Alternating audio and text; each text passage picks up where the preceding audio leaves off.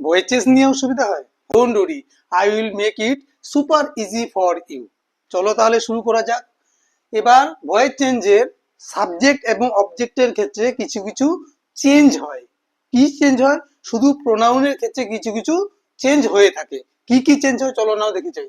যেমন subjective case, যেমন I, we, you, he, she, they, এরা হচ্ছে সাবজেক্ট হিসেবে বসবে। আবার এরাই যখন অবজেক্ট হিসেবে বসবে আফটার ভার্ব, ভার্বের পরে তখন আইটা মি হয়ে যায়, উইটা আস হয়ে যায়, ইউটা ইউই থাকে, হিটা হিম হয়ে যায়, সিটা হার হয়ে যায় এবং দেটা দেম হয়ে যায়। এটা কিন্তু খুব ইম্পর্টেন্ট, তোমরা সবাই মনে রাখবে। আই থাকলে মি হয়, উই থাকলে আস হয়, ইউ থাকলে ইউ হয়, হি থাকলে হিম হয়, সি থাকলে হার হয়, দে থাকলে দেম হয়। চলো নাও এই বিষয়টা কয়েকটা এক্সারসাইজের মাধ্যমে আমরা ভালো করে বুঝে নিই। যেমন ধরো ভার্বের আগে আই আছে, subjective case, I take tea, I. এবারে দেখো আমরা কয়েকটা এক্সারসাইজ করে নেব।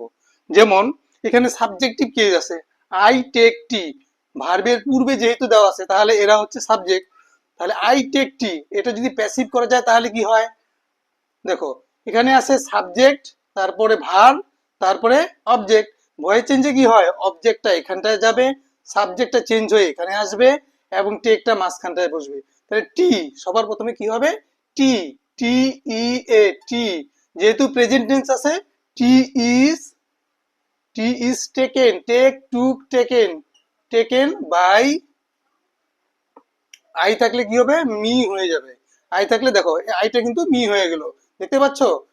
এরপর একটা দেখো, we love holidays, subject, verb, আর এটা হচ্ছে অবজেক্ট। দেখো ভার্বের পূর্বে আছে তার মানে এটা সাবজেক্ট আছে, এটাকে আমরা অবজেক্ট করব। তাহলে অবজেক্ট করলে পরে উইটা কি হয়ে যাবে? আস হয়ে যাবে। কখন হবে চলো দেখা যাক। Holidays, holidays are love, a third form loved, holidays are loved by. এবার উইটা কি হয়ে যাবে? আস হয়ে গেল। বুঝে গেল ব্যাপারটা? চলো এবার পরেরটা দেখা যাক। You see the moon, subject, verb, object. এবার এটা এখানে আসবে, ইউটা এখানে যাবে এবং সিটা এখানটায় নামবে। চলো সবার প্রথমে কি আছে? দ্য মুন, লিখলাম the moon, moon.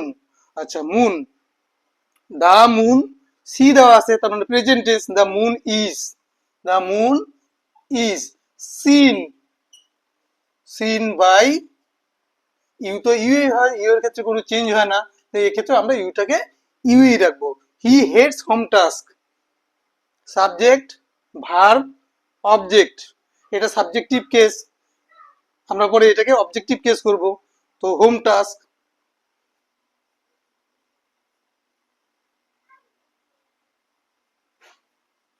Home task is hated, hated third form, hated, home task is hated by. হিটা সাবজেক্টিভ কেস আছে, এখানে আসলে হয়ে যাবে হিম।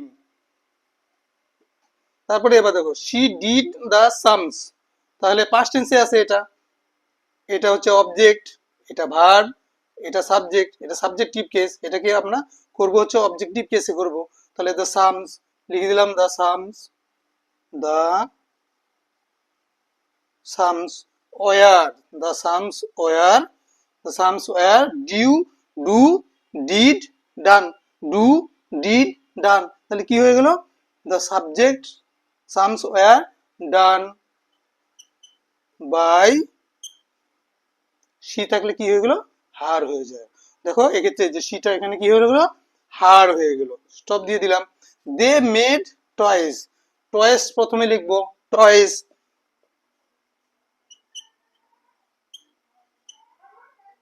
toys, were, টয়েস এর পরে কি লিখবো? ওয়ার লিখবো। যেহেতু এটা পাস্ট টেন্স আছে আমরা ওয়ার লিখে দিলাম, টয়েস ওয়ার। এবার মেড, মেডই থাকবে। মেড কি? মেক থেকে আসছে, মেকের সেকেন্ড ফর্মও মেড, আবার থার্ড ফর্মও মেড। তাহলে toys were made, toys were made by. They থাকলে কি হয়ে যায়? দেম। দেখো এখানটা দেটা কি হয়ে গেল, এখানে দেম হয়ে গেল। এখানটা সিটা কি হয়ে গেল, এখানে হার হয়ে গেল। এখানটার হিটা কি হয়ে গেল, হিম হয়ে গেল। এখানটা ইউটা কি হয়ে গেল, ইউটা ইউই থাকবে, কোনো চেঞ্জ নাই। উইটা এখানে আস হয়ে যাবে এবং আইটা হয়ে যাবে হচ্ছে মি। তাহলে বোঝা গেল এই চেঞ্জগুলি ভয়েস চেঞ্জের ক্ষেত্রে হয়ে থাকে। প্রোনাউনের ক্ষেত্রে এই চেঞ্জগুলি ভয়েস চেঞ্জের ক্ষেত্রে হয়ে থাকে। এবং যেটা ভার্বের আগে আছে এটাকে বলা হয় সাবজেক্টিভ কেস। এরা সবাই সাবজেক্টিভ কেস, এরা সবাই সাবজেক্টিভ কেস। এবং ভার্বের পরে যারা বসবে এরা সবাই অবজেক্টিভ কেস, এরা সবাই অবজেক্টিভ কেস।